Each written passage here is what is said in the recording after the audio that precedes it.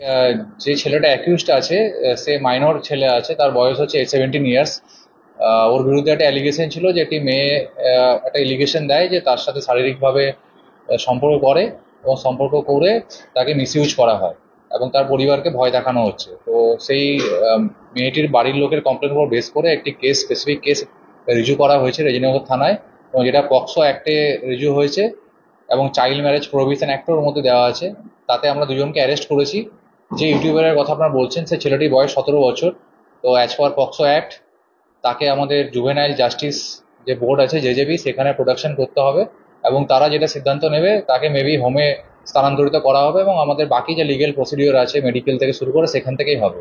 পিসির আমরা পিসি নিচ্ছি না, কারণ জুভেনাইলদের পিসি নেওয়া হয় না। অ্যাজ পার জেজেবি যেমন যেমন ইনস্ট্রাকশন দেবে আমরা সেই ইনস্ট্রাকশন মেনে চলবো।